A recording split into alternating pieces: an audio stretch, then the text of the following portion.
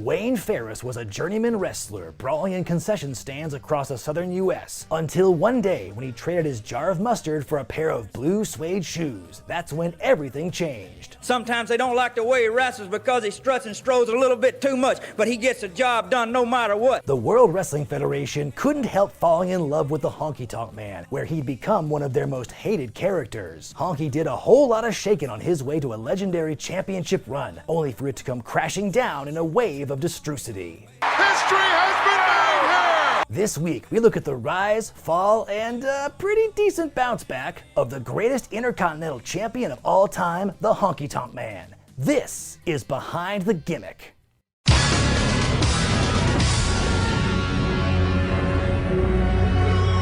Our honky tonk tale begins in 1976 when a young Wayne Ferris first began cutting his teeth in the wrestling industry.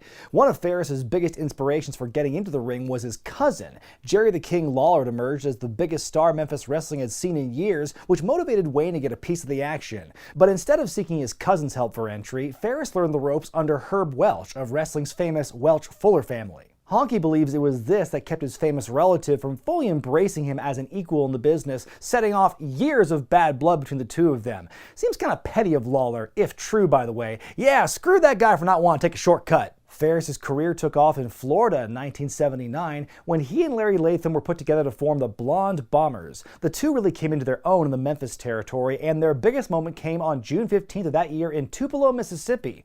Not only did they win the Southern Tag titles from Jerry Lawler and Bill Dundee, the two teams had a post-match fracas that spilled out into the arena and would become known as the Great Tupelo Concession Stand Brawl, an event many believe was one of the first instances of hardcore wrestling in America. The angle was so popular that the concession stand brawl would happen a few more times over the years to try and get the same reaction, and has since gone on to become a standard trope in many a match today. The team eventually split, and Ferris found himself in the Southeastern Territory as Punk Rock Wayne Ferris. I just love the fact that a guy that we all associate as being an Elvis impersonator once had a gimmick where his nickname was Punk Rock. I mean, what an evolution. And by the way, if you're curious, he looked nothing at all like this. After feuding with Austin Idol over hair color, Ferris changed up his look to become an early version of the Honky Tonk Man we'd all come to know and love. And even though a Clint Eastwood movie of the same name had come out around that time, the name was actually inspired by the Johnny Horton song from 1956. I'm a honky tonk man, and I can't seem to stop. From there, he moved up to Calgary to work for Stampede Wrestling with a slight name change to Honky Tonk Wayne. He had great success there as one of the territory's top baddies. But as good as Honky was at separating fans from their loonies, he had yet to catch that big break. But that would all change after a little help from a good brother.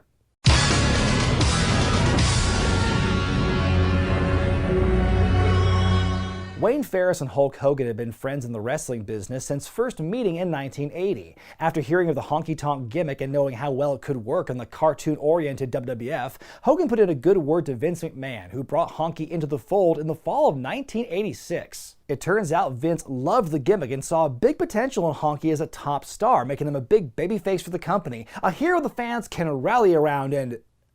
Wait a minute, wait. Honky Tonk? Babyface?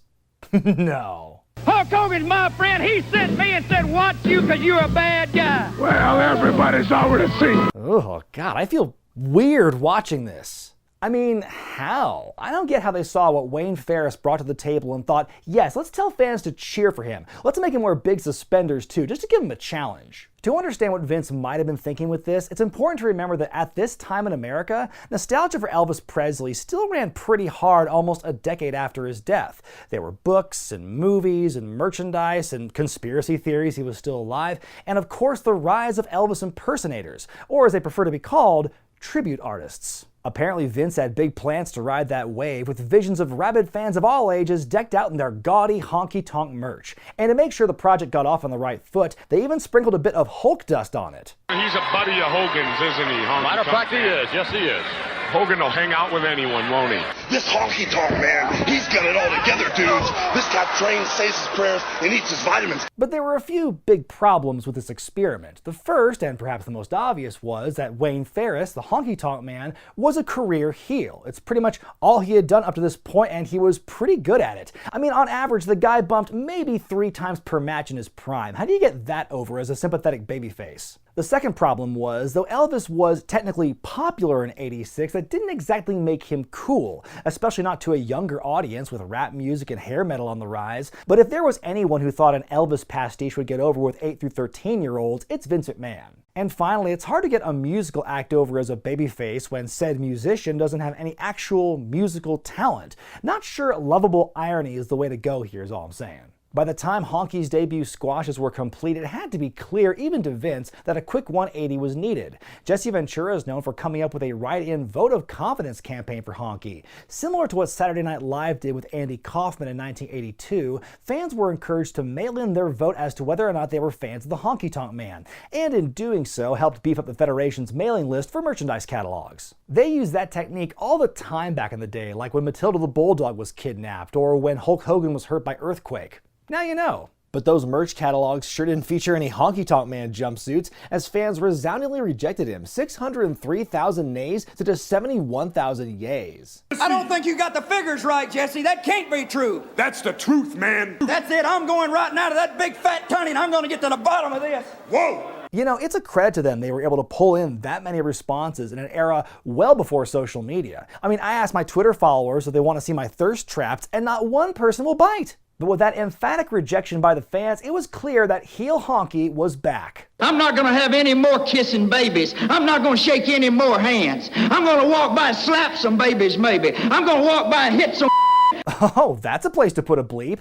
I gotta admit, of all the villain origin stories in wrestling, swearing vengeance on your enemies after losing a mail-in vote was kind of ahead of its time. He soon aligned himself with the Colonel Jimmy Hart in what ended up being one of the more perfect wrestler-manager pairings ever. The WWF was never able to get the dynamic of Hart and Jerry Lawler like back in Memphis, but this was as close as they were gonna get. They also linked up with a superfan named Peggy Sue, who was actually Sherry Martel in a disguise that most people could see right through. For at least part of Peggy Sue's existence, Sherry Martel was the reigning women's champion at the time. That'd be like today if Rhea Ripley put on a wig and started hanging out with Elias and Jackson Riker. If there's one thing Honky was good at during this run, it was helping other heels turn babyface, because frankly, as evil as some of the baddies were in the Federation at this time, none were as truly hated as Honky. Take, for instance, this famous edition of the Snake Pit with Jake Roberts. The Snake was already gaining fan support, but this segment sealed the deal when Honky leveled Jake with a guitar. So yeah, if you wanted to get people to hate Honky Tonk Man more than he already was, mission accomplished, I guess. The showdown was set for WrestleMania 3, and in the end, Honky pinned Jake in such a cheap, reckless fashion that at first it seemed to be a botch, almost a recurring thing fans would see throughout his big run. After the win, Honky became one of the biggest heels in the company and was about to have the Rocket strapped to the back of that pink Cadillac. And it all came at the expense of a guy who just wanted some paternity leave. In June of 1987, just 2 months after his iconic win against Randy Savage, Intercontinental champ Ricky Steamboat requested time off to spend with his wife and newborn son, which meant the belt had to change hands. After some missed house shows sunk Butch Reed's prospect as the new champ, Hulk Hogan vouched for his friend once again. Few wins were as shocking at the time as Honky wrapping Steamboat up in the ropes in another well-executed fluke of an outcome. He's a lucky wrestler, and that's, many times it's better to be lucky than good. Speaking of which, before we get too much further in, we should abbreviate the phrase greatest Intercontinental champion of all time for simplicity's sake. G-coat. Guy coat. GI coat. I'll make it work. I kind of feel bad for Brutus Beefcake. The dude's whole gimmick is that he's Hulk Hogan's best friend, yet Honky's the one with a singles title? Raw deal. But then again, there was a lot more upside with Honky as a heel than with Beefcake as a babyface sidekick. The Guy Coat's character was annoying, cocky, and not one move in his arsenal could even be considered neat. The only thing fans might have liked him for was his now legendary cool, cocky, bad theme that Jimmy Hart had produced. The next babyface to be that Honky launched was the former IC champ Randy Savage. Like with Jake Roberts, the Macho Man was on the precipice of turning face by this point, but it became official during their title match at Saturday Night's main event in October of 1987. Though it ended with Honky retaining by DQ, it also led to the birth of the Mega Powers. Now, the gi coat was good, but I wouldn't say he was so good he could politic his way out of dropping the belt for no reason. But it turns out that's what happened at the main event in February of '88, which still holds the record for wrestling's largest ever TV audience. When Honky found out he was booked to lose, the champ allegedly pulled a major power play, refusing to drop the title on national television and even threatening to go to the newly minted WCW with the belt.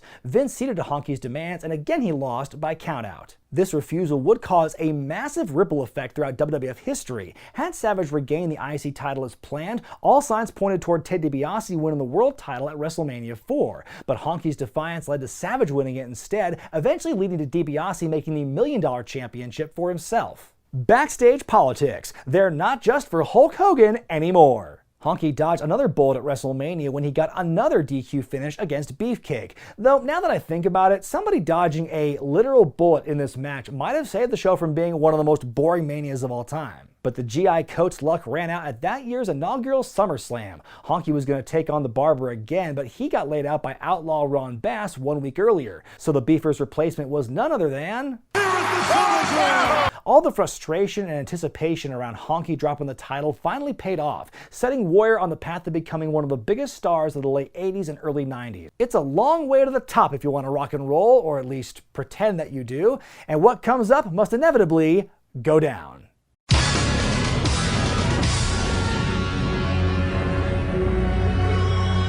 If Lady Luck had been with Honky during his title reign, then she must have gotten KO'd by one of Warrior's stiff clotheslines, as losing the gold seemed to kill any magic Ferris had possessed. His plunge from the main event was deep and swift, and HTM spent most of his time post-championship doing the JOB.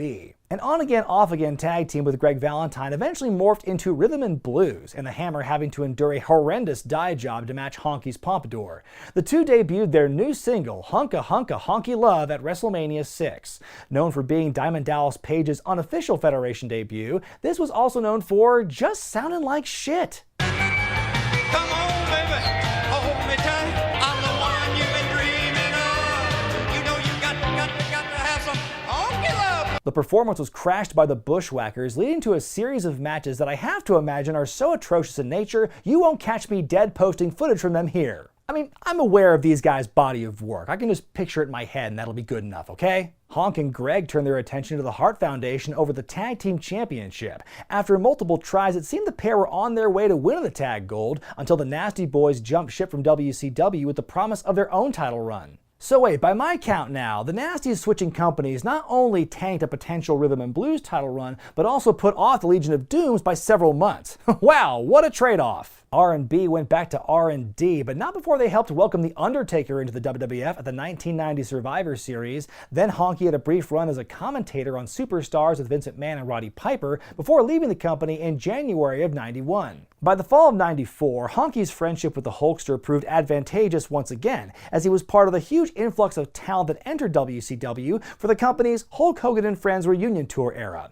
HTM's presentation was very similar to the original, right on down to the theme song, proving that Jimmy Hart wasn't above ripping off his own work if needed. I drive a pink Cadillac, I got my hair slicked back, I got all kind of girls hanging on my back. Honky had a lengthy feud with Johnny B. Bad, finally offering fans that Elvis vs. Little Richard war they've wanted since the 50s.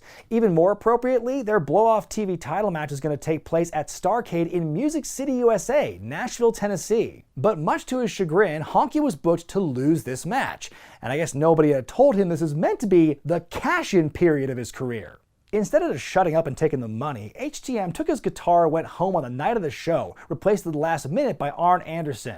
Oh man, what a bummer. I know I would have much rather seen this oddly shaped 41-year-old Elvis knockoff win the title over one of the only heavyweights in America who can pull off a damn shooting star press, and he had a confetti gun. After spending some time in the Indies, Honky's next major stop was back in the World Wrestling Federation in 1997. Not only did he reprise his last job there of color commentary while in a constant state of looking out of breath, he also put his manager's jumpsuit on as he was searching for a protege. But thank you, one of him is enough. According to the rumor mill at the time, one of the more likely candidates was Disco Inferno, who was actually gone from WCW for a bit after refusing to lose a match to Jacqueline. And considering he and Honky were both very annoying heels with music-based period gimmicks, that pairing could have worked. Instead, fans were treated to Billy Gunn as Rockabilly, a gimmick that no one, least of all Gunn himself, seemed to be a fan of. Eventually, Honky was let go over disagreements with pay, which really makes the guy look even worse in hindsight for not just laying down for Mark Merrow all those years before.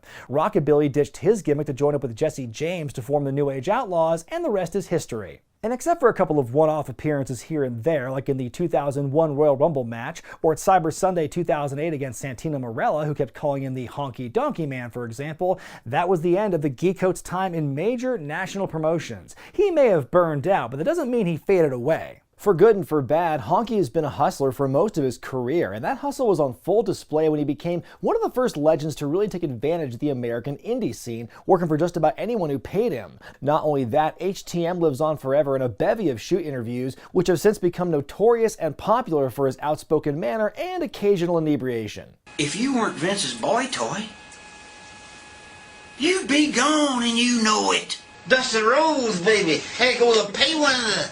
That fat piece of lazy shit, he's in the Hall of Fame. There's absolutely no reason for no man to go and kill a kid. I mean, if you want to kill your old lady, goddamn right. I've had a... For years, Honky was famous for repeatedly and loudly rejecting invitations to join the WWE Hall of Fame. His line of thinking was legends' contracts were too restrictive and he could make more money on the independent scene. Then those dates began to dry up.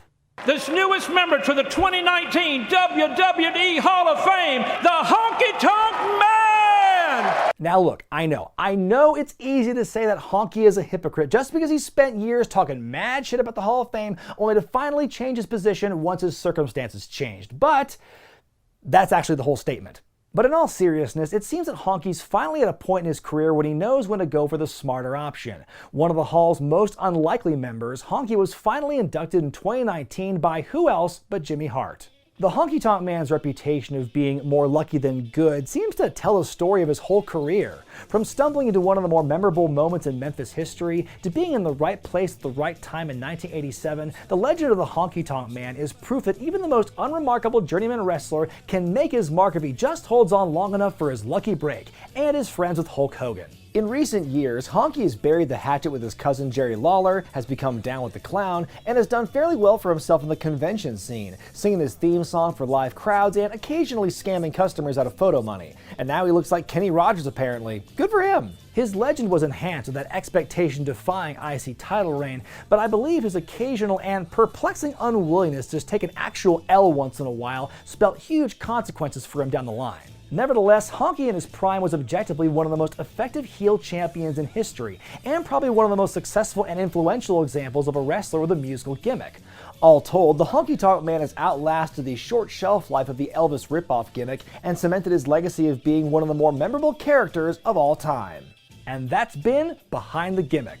I'm Brian Zane, and I'll see you next time.